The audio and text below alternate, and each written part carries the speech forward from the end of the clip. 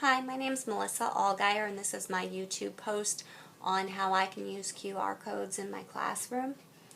The first use that I actually tried today was linking QR codes to different books that were being read aloud on YouTube.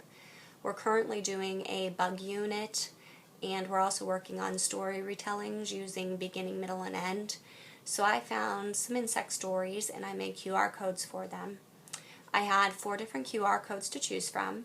So the kids went to the library area, they scanned the codes, listened to the story, and then drew their retelling.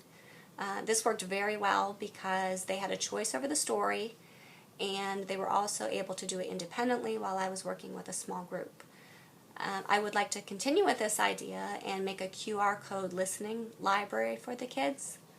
There are so many read-alouds available online that I could utilize. I could laminate them, punch holes in them, and hang them on a key ring in our library area. This would make it very easy to add to or to change them out, and it would take up very little space. So I'm excited to work on that project for my listening center. The next way that I could use QR codes would be for my students to access the links to songs, access PowerPoints that I use, and practice sheets for them to use at home. I currently send out an email to my parents every Friday telling them what we worked on for the week, what we're going to work on for the next week, and I always share links to the songs and to videos that we use in the room. I always give them a copy of any PowerPoints I use to practice our sight words or our CVC words, and I sometimes give them a copy of some practice sheets that they could practice at home. I know that the kids do access them. The parents enjoy me doing that because they tell me that they practice at home on their mom's computer or their mom's iPad.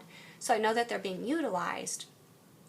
I also know that, as parents, we don't save all of our emails. So after they use them for a while, I'm sure they're discarded. So I thought that I could use QR codes to make sure that they had that information all the time. I found out that I can make a dynamic QR code, and I can link it to a shared Google Drive folder where I could store all the links, the PowerPoints, and the other materials that I would want them to be able to access. The advantage about the dynamic QR code is that I would only have to make one code at the beginning of the year to print out and send home with them, and they would be able to hang it somewhere. And with the dynamic code, I can update the information as needed, but still only have the one code. So I think that would be something that would be really beneficial. They would always have the information they needed, and I wouldn't have to keep making new QR codes. So I'm actually very excited to start working on that for next year. The last way that I could use QR codes would be for my math centers. I'm currently experimenting with that, doing math problems with the iPads and the QR codes. The kids scan the codes, and then they work on the problems that come up. I would like to expand that a little more and make it more differentiated. I was thinking I could color code some of my QR codes for certain math areas so that I could have the kids scan the cards that go with their skill set that they're working on, and then they could advance to the next level as they're ready.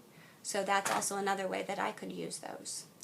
So those are just some of the ways that I can use them that I would like to try, and thanks for listening.